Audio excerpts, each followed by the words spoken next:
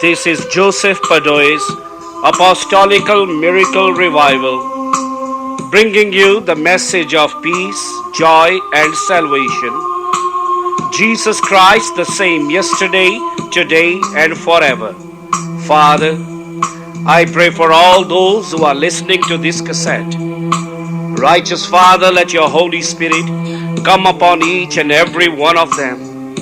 Lord, I ask you that you will help them, save them, deliver them from sickness, disease, and Satan. Let them know the joy of your salvation. Oh Father, open their understanding that they may be able to understand your word. Bless them, Jesus.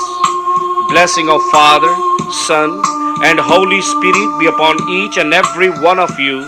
In Jesus' name, amen.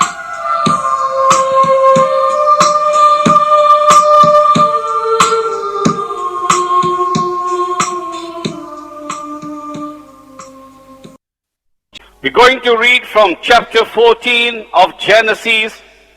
Last week we read that how Lot, the nephew of Abraham, how they separated from each other because the herdsman of Lot and the herdsman of Abraham always had quarrel among them. And Abraham said to Lot his nephew that we are brethren. Why should we argue and separate with argument? The land is before you, pick wherever you want to go. Whichever place you go, I will go the opposite direction. And we read last week, Lot makes a big mistake. His very first mistake is to leave his uncle Abraham, because while he was with his uncle Abraham, he was safe. He was in God. He was instructed, directed by his uncle in the things of God. He was in fellowship with God, but now he leaves his uncles and he lifts his eyes and sees River Jordan and the land which was by the River Jordan, which was very fertile land. He chose that land to go there, but the Bible says there was a big danger, because where the place which he chose and where he pitched his tent, there was a city next to it called Sodom, Gomorrah, the cities which were evil and bad cities. He made a wrong choice. Abraham had his tent. He had everything, but Abraham also had the altar of Almighty God. Whereas Lot, he also had his own herds, his own cattle. He had his own tents. He had everything, but not the altar of God. There is a difference. And now we see that the Lot is in danger. That in chapter 13, we read that Lot pitched his tent just outside the cities of Sodom. And now in this chapter, we read that now Lot is not in the plains of Sodom, but he's in the city of Sodom. There's a big danger when we look at the world, admire the things of the world. When we want to dress up like everybody else is dressing up, talk the language like everybody else is talking the language, doing the things that others are doing, and when we look at those things, admire those things, my friend, you are playing a dangerous game. Before you know, you will fall from your God and you will be drawn into the world. The Bible tells us, do not let the strong think they are strong, because many strong people are fallen. Why are they fallen? Because they let the world tempt them. They took their eyes from Christ and began to look at the things of the world. The Bible says, love not the world, neither the things that are in the world. If any man loves the world, he talks about sinful things of the world. That man does not have the love of God in him. And while we are admiring the world at a distance, looking at the world at a distance, and we want to be like that, my friend, there is a danger that one day you will be in the world. The Bible tells us to depart also from everything that appears, might not be evil, that appears to be bad. Stay away because of your soul's sake. Jesus warns his disciple. He only said one thing to his disciple. He said, remember Lot's wife. Why? Because she admired the world. She looked at the world and not at God. The time is short. We know Christ is coming. And even if Christ delays, we know we are dying every day. We are getting older. Day by day, we are not getting younger. We do not know when our time will be. But we got to get right with God. Every day is a special day for us to get right with God. Because remember, after death, you cannot get right with God. It's too late. Wherever you are, you will stay there for eternity, either in hell or in heaven. And we got to make sure that wherever we are, God is at the front of everything. That the altar of God is there, that our worship, our fellowship with Almighty God is always there. Remember last week we preached that Lot had tents, he had servants, he had cattle, but he never had the altar of God. But look at Abraham, wherever he went, he always put the altar of God first and put the sacrifice on that altar. How many people on this earth, they had everything that the life can give them. But you see, there is a one main thing missing in their life, and they died without that thing. That is the altar of God, having fellowship with the very God that made you and created you. Elvis Presley, a worldwide known pop star. In our days, he was very famous when we were young. People admired him. They worshipped him. Even now they go and visit the place where he was born, where he played with his band. He had everything that money could buy. He had the lands, he had the cars, he had the money, he had the looks, he had the women. But he didn't have the altar of God. He didn't have the altar of God. Other things he had. And you know, he died without God. Having everything, where is he now? All because there was no altar of God there. We admire these pop stars, but they are fading gods. They are fading stars. Michael Jackson, you all know that. He had everything. Everything money can buy, but he didn't have the altar of God. My friend, you can have everything on this earth. If Christ is not there, if God is not there, if your life is not right with my God, then you are playing a dangerous game, friend. Because remember, this life is too short, but the next life is eternal life. When God sent his son on this earth to die, why? Because God saw the seriousness that man is facing. Man is facing not 2-3 days, but eternity, either in hell or in heaven. Bible warns us over and over again, do not be transformed to the world. Don't be like the people of the world. Don't dress like they are dressing. You know what your God wants. Do not talk like they talk. Do not behave like they behave. Remember, you must have the altar of God. You must have fellowship with the living God. The Lot, man who walked with his uncle Abraham, the man who tasted the blessing of Almighty God, as God blessed Abraham, so did God bless Lot. Lot had a lot of servants as Abraham had. He also had a lot of cattle, and he was prosperous even as Abraham was prospered. He had all these things, friend. He was also walking with God, but he's putting his life into danger by choosing Sodom and going inside that wicked city. You cannot live in the world and expect to be saved, friend. And here Lot played a different game, very dangerous game. He nearly lost all his family. He nearly lost his own soul also. Here we are reading, things have certainly changed. You cannot admire the world at the distance and not go in, because one day you will go in. You will start dressing like they are dressing. You will start talking like they are talking. You will start behaving like they are behaving. You will start swearing like they are swearing. You will become one of them. Certainly in this chapter, the Bible does not say what made Lot go into Sodom. But now in chapter 14, we are reading that Lot is in Sodom. Let me tell you something. You cannot go into the world and escape the judgment. You cannot go into the world and think there is going to be no problem. You see, the devil is a very clever angel. When you look at the people of the world, they make you see, look at them. They are happy. Look how they are smiling and they are laughing and they are drinking. They're going to pubs and clubs. All you do is pray, pray, pray, nothing else. Look at your life is a bore. And he makes the world look so pretty. Ask those people. You know, every one of them, they're dying. They are either gripped in alcohol, either they're gripped in drugs, either they're gripped in gambling. Their life is hell. But the devil shows it's not. It's illusion. It's a deceit of Satan. Lot is inside Sodom.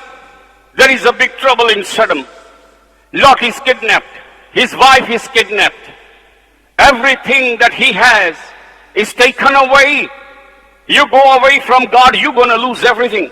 The qualities that God gave you, the faith, the love that God created in you, the hard work that God carried in you while you was with him.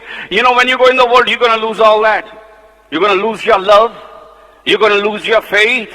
You're going to lose patience. You're going to lose all those qualities that God worked in you to perform those goodness. You're going to lose those fruits of goodness. So let's read chapter 14. It came to pass in the days of Amenaphel, the king of Shinar, the Arioch, the king of Elasar, Chaldorlaomer, the king of Elam, Tidal, the king of nations. These made war with Bera, the king of Sodom, with Birsha, the king of Gomorrah, Senab, the king of Admah, and Semiber, the king of Zobeim, and the king of Bela, which is Zoar. All these were joined together in the vale of Siddim, which is a salt sea. And the 12 years they served Chaldorlaomer, and in the 13th year they rebelled. In the 14th year came Chaldorlaomer and the kings that were with him, and smote Rephaim, and Ashtaroth, Karnaim, and Zumzim in Ham, and Amias in Save, Kirjathaim, and the Horites in Mount Seir, and Eloparan, which is by the wilderness. And they returned and came to in Mishpat, which is Kadesh, smote all the countries of Malachite, also Amorites, and dwelt in Hazur Tamar. And they went out to the king of Sodom, the king of Gomorrah, the king of Adlamah, the king of Zeboim, and the king of Bela, the same is Zoar, and they joined battle with them in the vale of Siddim. With Chaldorlaomer, the king of Elam, and with Tidal, the king of nation, Amraphel, the king of Shinar, and Arioch, the king of Elasar, 4 kings with 5. And the vale of Siddim was full of slime pit. And the king of Sodom and Gomorrah fled and fell there. And they that remained fled to the mountains. They took all the goods of Sodom and Gomorrah, all their victual, and went their way. They took Lot, Abraham's brother's son, who dwelt in Sodom, and his goods, and departed. There was a big war. 4 kings against 5, and 5 against 4. And king of Sodom and Gomorrah, and there were other 3 kings with him, 5 altogether. They fought these 4 kings, but they lost the battle. The king of Sodom fled. But you see, all the people of these towns are taken as slaves. And so were the people of Sodom taken as slaves. And so was Lot taken as a slave.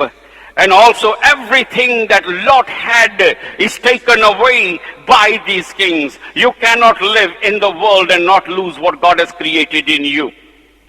Because while you are in God, God will work in your life. God will make you a better person. God will create a goodness and holiness inside you. And if you go to the world, you're going to lose that holiness. You're going to lose that goodness. You know, there are many people I know that came to Christ, and you know, they had some goodness. God did work in their life, made them good. And if you look at them now, they swear like no tomorrow. They do things like no tomorrow. They have lost all that once was in them. They lost it. You cannot go in the world and not lose, friend. Whatever God has created in you, you will lose.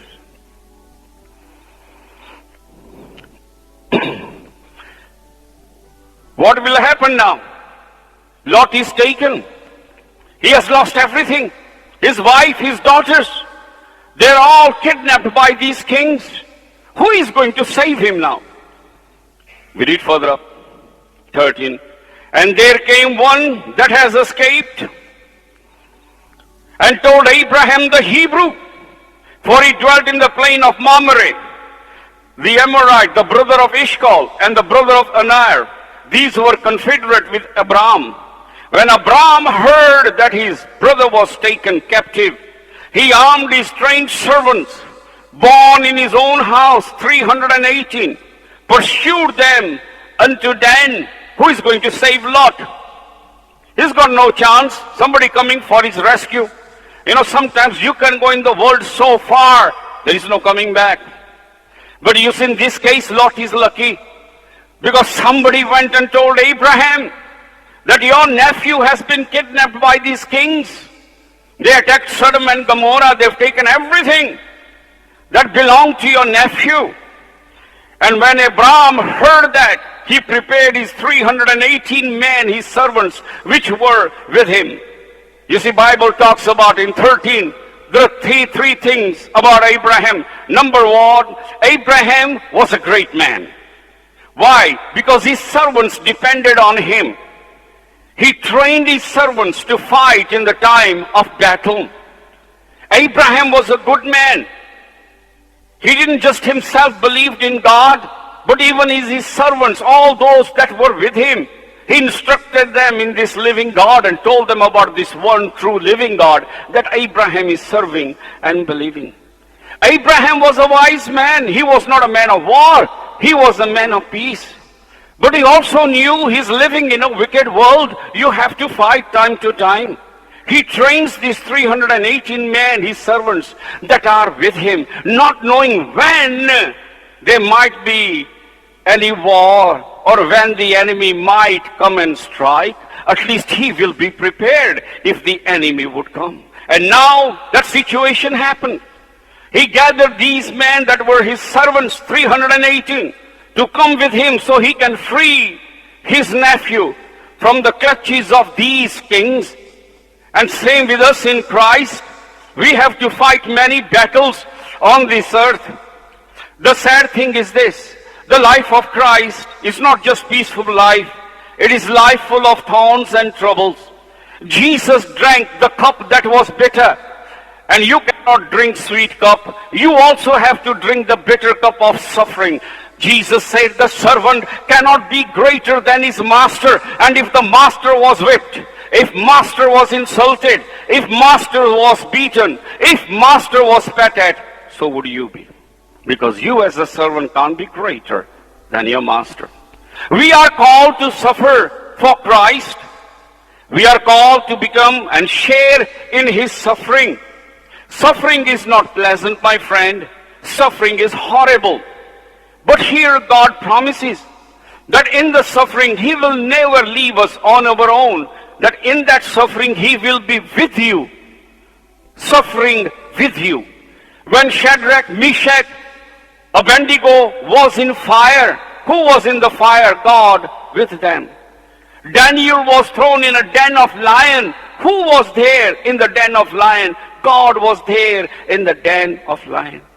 When Silas and Paul were beaten and thrown in prison and they started praising God, who was in the prison with them? God was in prison with them. The God of Israel is a different God. He will be where you are. If you are sitting and suffering, He's sitting there with you. If you are at workplace, He's there with you. He said, I will never leave you. The gods of the religions, they stay at one place. Certain gods only live in the mountains, and their worshippers have to climb the mountains to see that god or goddesses, to have their darshan, or to bow before them, or to give them the vows that they have promised to give them. Some of the gods are the gods of the forests, and some of the gods are the gods of the mountains. But this God is not the God of the forest. He's not the God of the mountains. He's the God of the people. Wherever you are, God is there. You see, in the tabernacle, that was built for God in the wilderness. And as the Jews traveled from Egypt all the way to the land of Canaan, in that 40 years God was among them.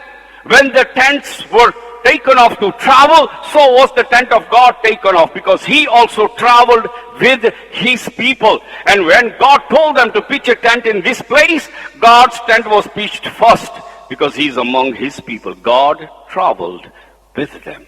And here God traveled with Abraham wherever Abraham was. One thing we can say about this God, you don't have to go any holy place to find him. You don't even have to go to Israel, Jerusalem, to see this God. He said, behold, I'm with you. He don't care where you go. You can go to India, he's going with you. If you are in prison, he's there with you. He says, I'm not going to leave you. He says, I'll always be with you. Remember, David said in the Psalm, Lord, take not the Holy Spirit from me. You see, those days were different, because in those days, the Holy Spirit baptism was not given. The Holy Spirit would come upon the disciples or upon the prophets and then leave. But you see, this Holy Spirit is in you. Here God says, it's not going to be like it was in David's time. He said, I'm never going to leave you, because he's there with you. So when you're going through suffering, notice you're not there. There is another power. Providing you are his disciple, that is there with you, suffering. You are not alone.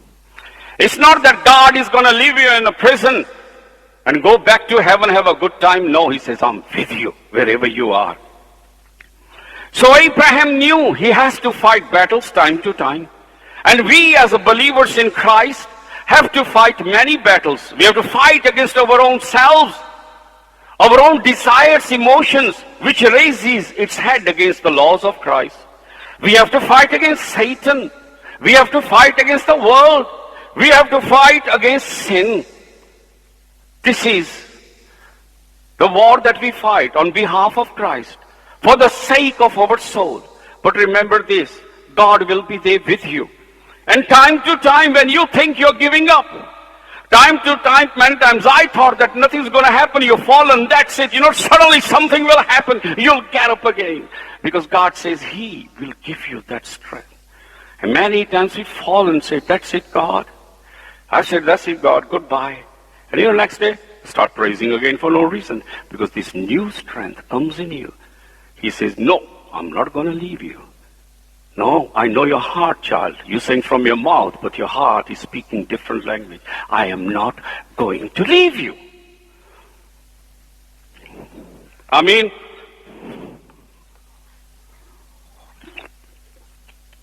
Abraham heard Lot is very lucky man, because somebody's going to come to save him. If Abraham wasn't there, Lot would have died as a slave. And whose fault would have been Lot's? Why did he went in Sodom? Many times we make foolish mistakes, but then God as a father would come to sort our problems out. And here Lot makes a foolish mistake, but here God is still been merciful to this man. And when Abraham hears that, he prepares his 380 men, and he goes out to fight against those kings that captured his nephew, kidnapped his nephew's wife and children and the goods. Verse 15, and he divided himself against them. He and his servants by night smote them, pursued them unto Hobah, which is on the left hand of Damascus, which is now Syria. We all know about Damascus, you hear every day on the telly. And he brought back all the goods, also brought again his brother Lot, and his goods, and the women also, and the people. Now you see, here 380 men. Now before there were 5 kings and 4 kings, and they still lost the battle. Here you can see the difference. You don't need hundreds of people, because with the troops of Abraham there is God. There are no 5 kings and 4 kings. And he goes with just 318 men, like Gideon, and he wins that battle. And he frees his nephew Lot. He frees his nephew's wife, children, and all the goods that they have stolen. He frees all the people that were brought into captivity and slavery. He frees the people of Sodom, the people of Gomorrah. God gives this man the victory. And Lot is very lucky to have an uncle who fought for him. Otherwise, he would have died. So when we go back into the world, not everyone comes back to Jesus. I've seen so many people go into the world, they never come back. Because they've gone so far, nobody can help them. And sometimes you can be in the church and still be a lost cause, because you could be still lost in here in your soul. Gone so far back, sometimes there is no hope. Are you finished? It's a dangerous thing. We are talking about eternity, friend. We're talking about where you're going to go when you die and open your eyes. Here Lot is lucky. His uncle came and fought, freed the people of Sodom. 17, and the king of Sodom went out to meet him after his return from the slaughter of Chedorlaomer and of the kings that were with him at the valley of Shiva, which is in the king's dale. So now we're going to read about this man, about whom the apostles mentions, the man called Melchizedek. Because this man Melchizedek is a very important figure, because he symbolizes Jesus Christ. And Melchizedek, being king of Salem, brought forth bread and wine, and he was the priest of Most High God, and he blessed him and said, Blessed be Abraham of the Most High God, possessor of heaven and earth. Blessed be the Most High God, which has delivered thy enemies into thy hand, and he gave him tithes of all. We read about this. Melchizedek, our Apostle Paul also explains, or in Hebrew explains about the Melchizedek symbolizing Jesus Christ. Because see, Melchizedek, Bible doesn't say much about Melchizedek. You only hear in the chapter of this Genesis or in the Psalm. He's a very secretive figure. The Bible does not mention who Melchizedek's parents were. It doesn't mention his genealogy. Where did he came from? Or who he was. All it says is that Melchizedek is a two thing. Number one, he's a king. He's a king, city of Salem. The word Salem also means peace. And he's also the priest. Same as Jesus is also the king, and he is also the high priest. As nobody knows the genealogy of Melchizedek, so Jesus got no genealogy in that sense, because he's the Son of God. And here Jesus, as the Son of Man, he's got no human father. He's a Son of Man without human father, because his spirit came from heaven. And God created the body of Jesus of Nazareth in Virgin Mary. So as a Son of Man, see, Jesus is two things. He's the Son of Man, and is also the Son of God. In other words, Jesus is a human also. His outward body is a human body. As for outward body, the Jesus of Nazareth is not the Son of God. Jesus of Nazareth is the Son of Man. He's human. But Christ in that human body is the Son of God. So as a human, as the Son of Man, remember many times Jesus calls himself Son of Man. And as the Son of Man, he got no father. Because he was not born from Joseph's seed. But direct, God sent the Spirit of Christ in virgin womb. And as for the Son of God, he hasn't got mother. Because as a Son of God, he already was with God without having a mother. So as a Son of Man, he got no father. As a Son of God, he got no mother. So Melchizedek represents Christ. And because Melchizedek is a high priest, and is also the king of Salem, on top of that, whoever this Melchizedek is, we doesn't know which city he came from. We doesn't know, all he knows he's the king of Salem. We don't know where he was born or when he died. Nothing about him. But here we read about Melchizedek, that Melchizedek is greater than Abraham. Here Melchizedek is also greater than the priesthood of Levi. Remember, Levi is not born yet, but he's in the seed of Abraham. They're going to come from the lineage of Abraham. Because here, Melchizedek blesses Abraham. Because if Abraham was great, Abraham would have blessed Melchizedek.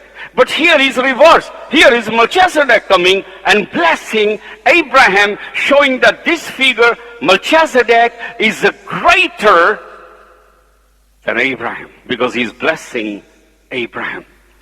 And in return, Abraham is giving offering to Melchizedek of the tenth of everything he has. And here showing the priesthood of Christ will be superior than the priesthood of Levites, the Old Testament priesthood. That's why Jesus Christ is a supreme priest. He is our high priest, greater than Aaron's priesthood. Because he's the priest not after the order of Abraham and Levi, but after the order of Melchizedek, who is greater than Abraham. Because he blesses Abraham, and also Abraham gives him the tenth of all that he has. And here we see that when Melchizedek comes to see Abraham, he brings two things. He brings the wine and he brings the bread. Let's read verse 18 again. And Melchizedek, the king of Salem, brought forth bread and wine. He was the priest of the Most High God.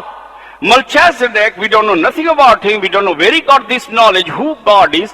But all we know is that this man is worshipping the God of Abraham. He worshipping Most High, true God. And here Melchizedek is bringing two things with him. He's bringing the wine and he's also bringing the bread. Why? Communion. Talking about Christ. Christ being the bread of life, that he will die. And the wine, the blood that he will shed on the cross. Remember when Jesus told the disciples that when you gather, you must have communion, wine and the bread. Only those who have got Holy Spirit can have. Bread reminding the body of Christ. And the wine representing the blood that he would shed on the cross. So that's why Melchizedek, as it were, bringing the communion. He bringing the wine and also he's bringing the bread.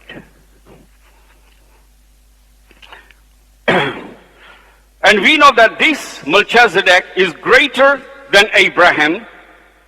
And as Jesus, the Son of God, who is without mother, but he exists from eternity to eternity. Christ never dies. As a son of man, got no father. As a son of God, got no mother. And as Melchizedek, he's the high priest. As Melchizedek, he's the king of peace, the king of Salam.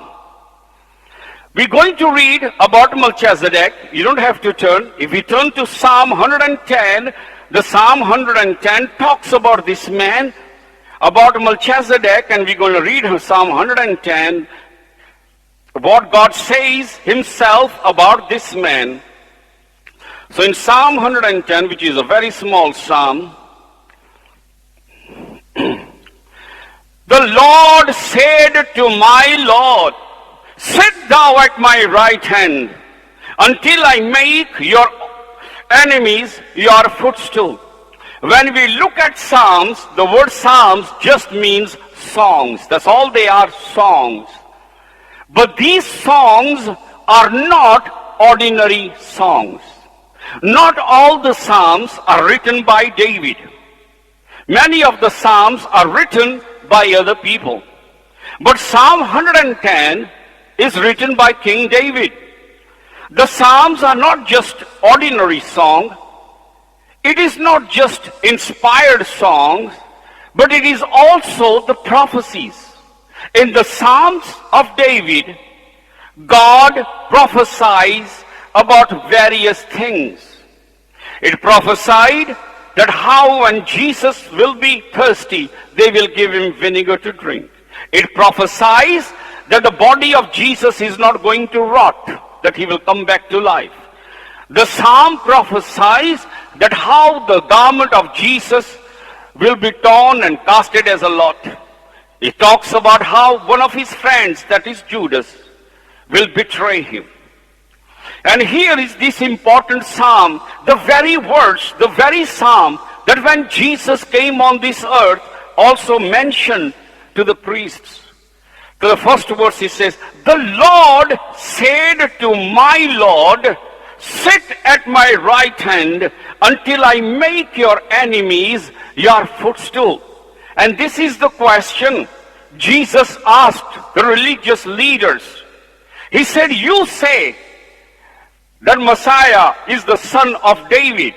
Then how come David says, the Lord said to my Lord, sit on my right hand? And you see the priest never answered him. Why? Because if they answer, they will acknowledge Christ as a Messiah. Because here we can see one God, but there are two different Lord. One Lord. Lord means a master. One Lord is saying to another Lord, listen, come here, sit on my right hand. So Jesus says, well, who is that second Lord? It can't be the son of David. Because son of David is not, why should Father David call his son my Lord? Who is this Lord? Who is the second Lord?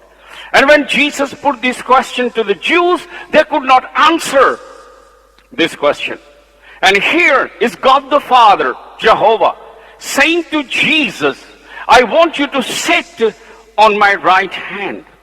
Now you see, we can see the posture of Christ in heaven.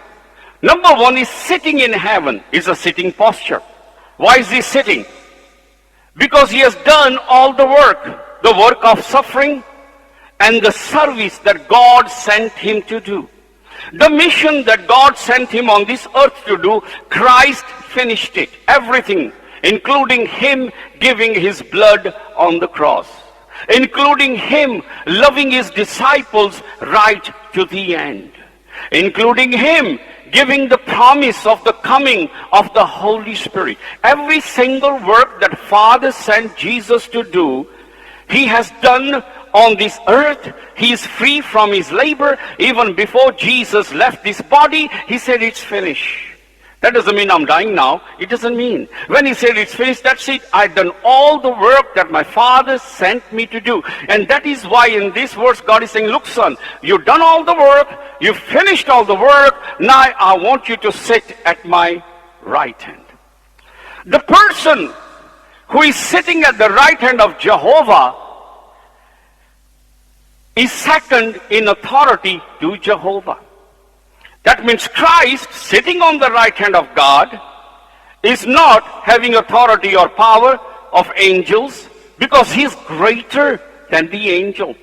God never said to any angel, sit on my right hand. And the man who's sitting on the right hand of Jehovah is Christ. He is second in authority to God. God is number one in authority, and Jesus is second in authority to his Father. That's why sitting on the same chair, having same authority, but he's second in command, sitting with his Father. And remember, as we are reading and we're going to read the story of Joseph in the Bible, we see all the gospel of Christ in the story and the life of Joseph. And remember what Pharaoh said to Joseph. He says, I'm only king, but you are in command of everything. So that is Lord saying to my Lord, sit, you are second in command, as Joseph was second in command in Egypt. So Jesus is second in command, second in authority to his Father. Even Christ himself said, my Father is greater than me. So Jesus is sitting in a resting posture. Then Jesus is also in ruling posture. Where is he sitting? He's sitting on a throne. That's a ruling posture. And here Jesus sits to give the law and to give judgment. And Jesus is sitting on a remaining posture. That means he don't have to get up. He don't have to change chairs. That is throne his. He's to sit there on that throne forevermore. It's a remaining posture. He is to be the king forever and ever. And he's made second in authority to God. So the Lord said to my Lord. That's why the Jews couldn't answer him. Sit on my right hand. He says, who's that Lord? And the Jewish leader just kept silence. The Lord shall send the rod of your strength out of Zion. Thou in the midst of thy rule, thou in the midst of thy enemies, expanding the reign in wider circle until no enemies remain to oppose Christ's rule on this earth. God rules as a great king, and this verse 2 talks about certain period of time that is going to take on this earth very shortly. And that period of time is when he is going to rule for 1,000 years on this earth. Look at this verse. The Lord shall send the rod of your strength out of Zion. Zion is Jerusalem. When he's going to rule in Jerusalem, and he's ruling among his enemies, because the rule of Christ for 1,000 years is by force. He has got two enemies, the humans on this earth who doesn't want him to rule, and also the powers and principalities of darkness, the devil, who doesn't want Christ to rule on this earth. In that 1,000 years period, the devil has been taken care of, because all these angels are chained and they are bound in spiritual chains for 1,000 years. And as for the humans, they are ruled by force for 1,000 years. That's why it says, rule in the midst of your enemies. Ruling among people of the world who does not really want his rule, but they got no choice. Because God the Father has placed him to rule this earth. It was made for Christ. He will rule for 1,000 years. Then he says, thy people shall be willing in the day of thy power, in the beauty of holiness. From the womb of the morning, you have a dew of the youth. His disciples, his devotees, will offer themselves freely, according to St. Paul says, that Jesus' his followers offering freely sacrifices of their bodies to Christ. That means crucifying their flesh, staying away from sin. Their bodies are as a living sacrifice. They've destroyed all the desires which raises its head against Christ.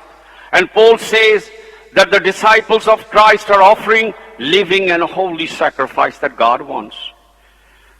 Now here it shows Christ, and also shows his majesty, that Christ is clothed here as a king in his royal garments, to rule forever and ever, preserving the bloom of the youth, even as the womb of the dew, giving birth each morning to a new dew. And if this verse is talking about his followers, he speaks the followers that they flock to him with free will, and here the followers are dressed as priests. Let's read again. Thy people shall be willing. That's God's people. In the day of your power, in the beauty of holiness, from the womb of the dew, you have the dew of your youth. That day, the beauty of holiness, that's a garment of holiness, and that's a priestly garment of holiness that they will be wearing. And in camping with Christ in his camp, morning by morning, like a dew is.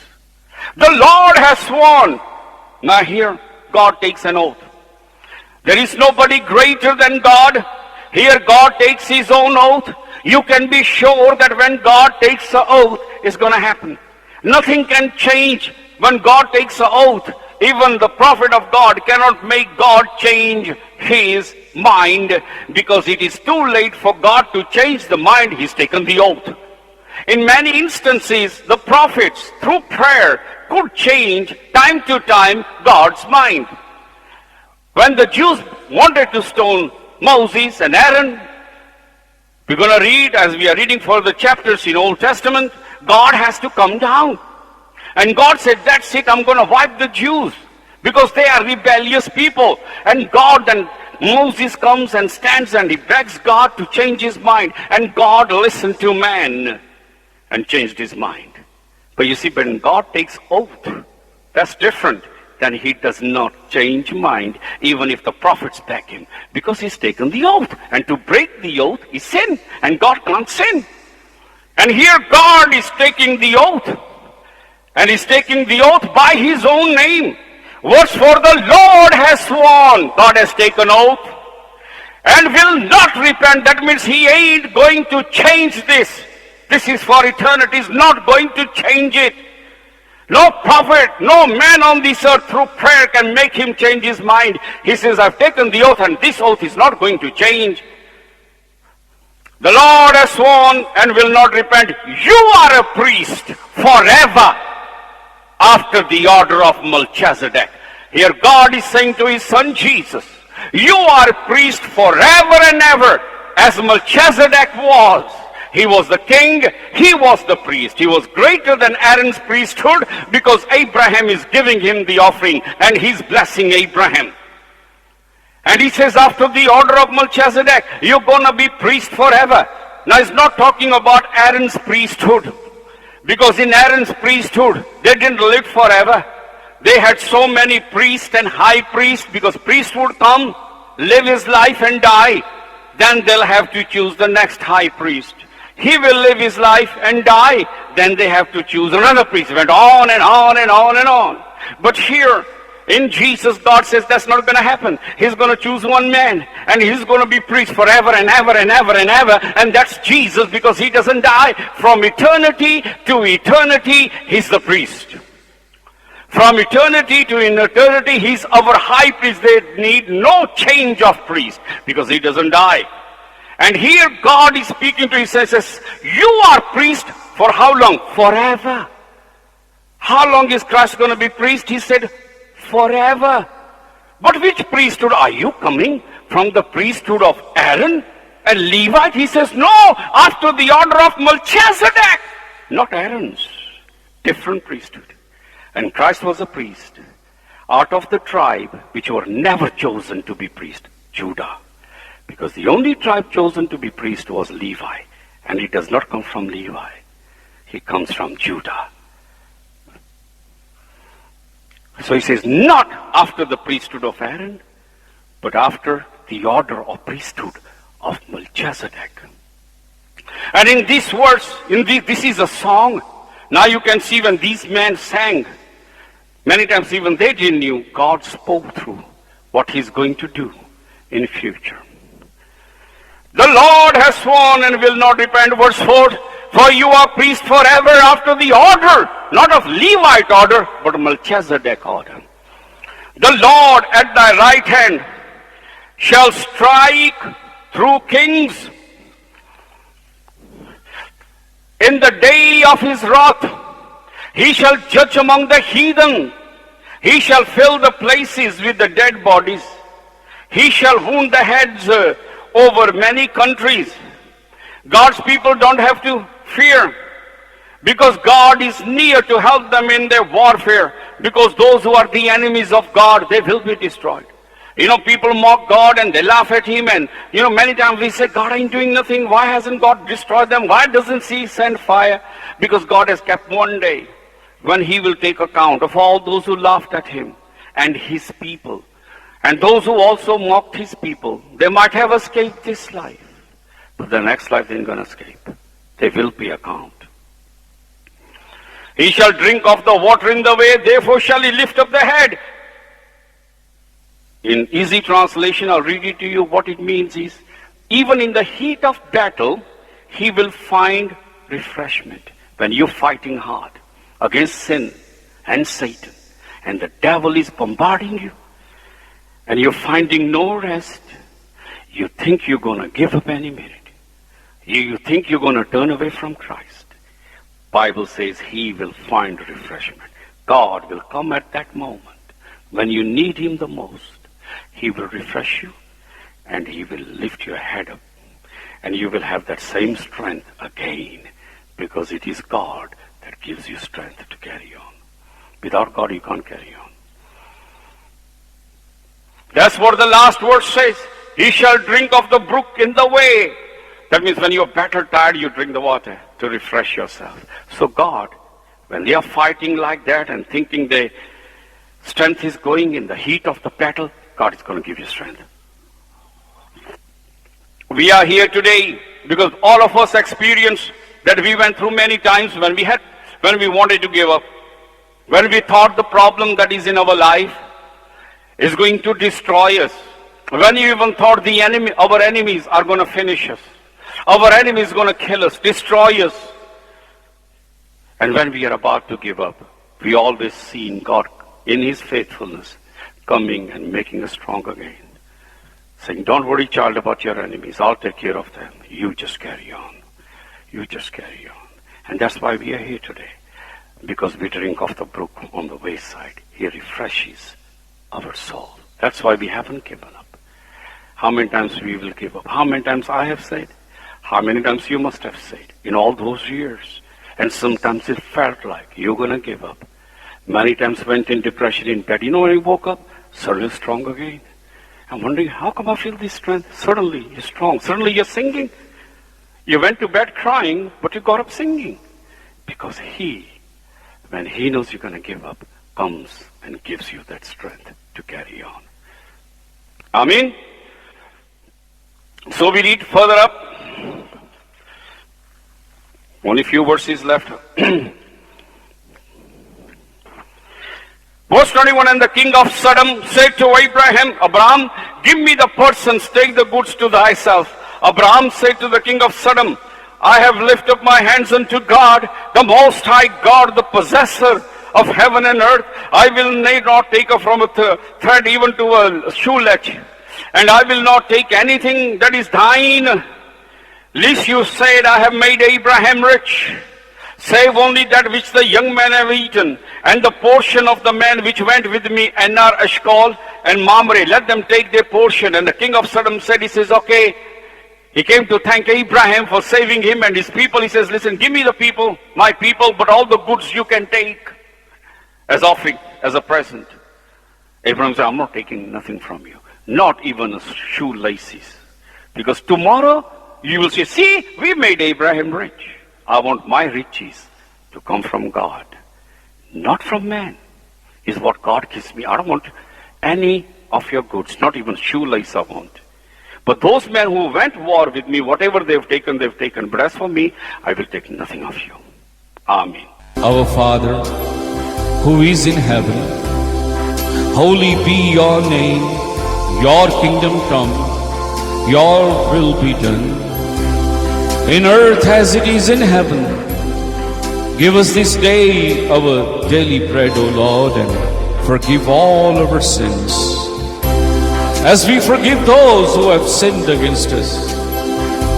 Let's not be led in temptation, O Lord, but deliver us from evil.